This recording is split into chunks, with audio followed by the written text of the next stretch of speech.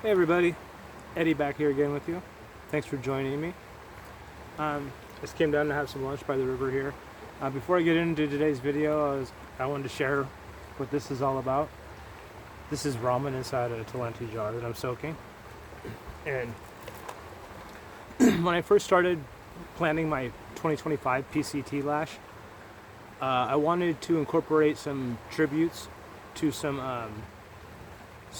some people that really inspired me to either put a pack on and get on trail, get sober, or to get healthy, as you know, as far as like my physical health goes. And so this is actually a cheat meal for me. I'm pretty strict about my diet these days. January 1st of this year, 2025, I weighed 228 pounds. And in just over 4 months, I lost 75 pounds with just hard work and diet, exercise, that kind of stuff. No surgeries, no sticking needles in my belly, nothing like that. And I'm really proud of that, and I'll share more about that with you guys later. So this is a cheat meal for me. Like I was saying, I wanted to incorporate some tributes on my backpacking trip, and I thought the best way to do that strategically would be with food, since I needed it anyway. You know, it wouldn't require packing any extra gear, and I'm not a picky eater. So, and it was an excuse to eat, you know, people's favorite snacks. So, the person that inspired me the most, inspired me to get sober, inspired me to lose weight, and inspired me to get back on the trail, get back outside. There's only one person that is encompassed in all of these things, and is my biggest inspiration in life, and my favorite person on the planet ever.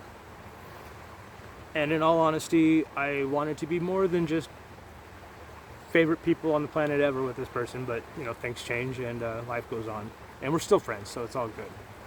But when I was starting this, I asked her, I was like, what's your favorite food all time on trail when you're backpacking?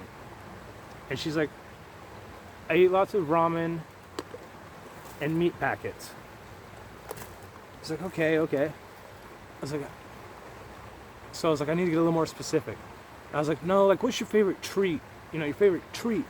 And she's like, I eat a lot of nuts and dried fruit on trail. I'm like, not very helpful. Thanks, buttheads.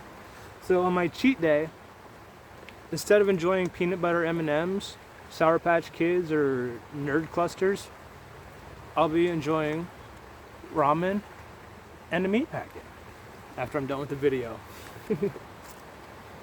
So anyway, I'm going to get into today's video and why I came out here, and more about my sobriety journey. In November 2023, I was driving on the Oregon coast at about 7:30, 8 o'clock at night, and I was pulled over for not maintaining my lane. Now that's really important for the end of the story. Not maintaining my lane. Well, I was drinking. I subsequently got a DUI, and I had warrants out for for absconding from probation for petty stuff. I ran for 5.5 years from nothing, just being stupid, being drunk, just doing my own thing. But so I spent the next 4.5 months in jail. And when I got out, it only took me about 3 weeks before I got another DUI. I was driving from the Willamette Valley to the Oregon coast on a windy rural highway, and I was coming around the corner, and at the same time, there was a small white sedan with at least 3 very young women, probably like high school graduation age, like 17, 18, maybe 19. There was at least 3 of them. It could have been 4 or more. All girls. And I went off into the shoulder, all gravel, and I lost traction immediately and went down about 10 feet, rolled onto the lid of my truck, onto the roof, landed on the roof, into the driveway of a farmhouse. The cab of my truck was all crushed in. The driver's side was completely crushed. The passenger side still had the window intact, and I had tools all around me. So tools have been flying around this whole time.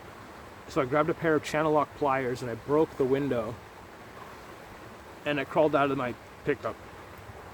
And I looked up the hill and I saw another white sedan. It wasn't the same one. I asked that car if it was the car that was in the opposing lane.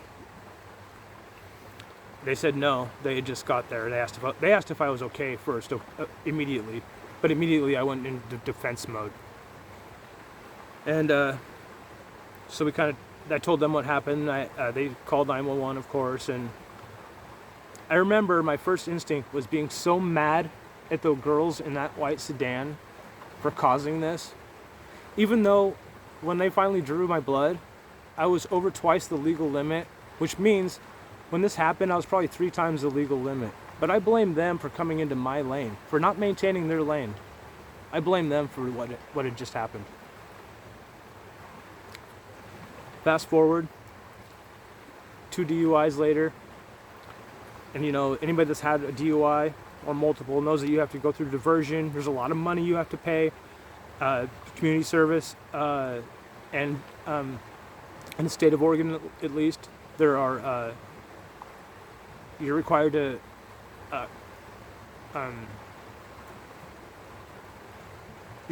to go through a victims impact panel, which were and one of them, the second one I did for one of the counties, it was really just like video montages of the people that had been affected by these crashes and drunk drivers.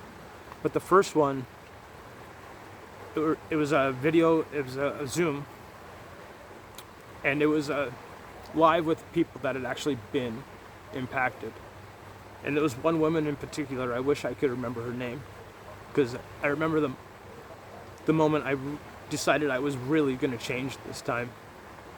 Because she was telling a story about how her 4 kids were coming home from a high school event, and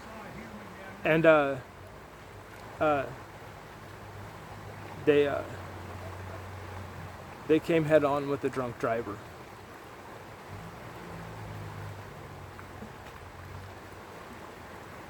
And that woman lost all 4 of her children that night.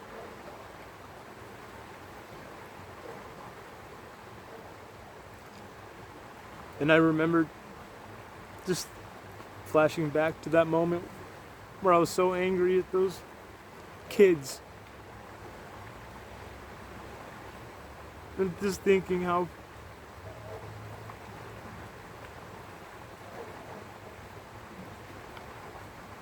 just one little change in that scenario could have left her without her kids forever.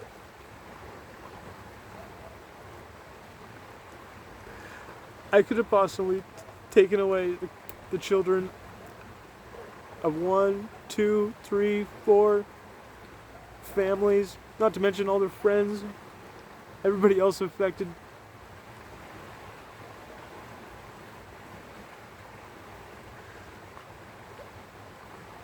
I am so sorry for feeling angry at those people. And I'm going to work every day of my life to never return to a place where I would feel angry at someone for my mistakes. But they weren't mistakes. I'm sorry. That's the wrong word. They were choices I made.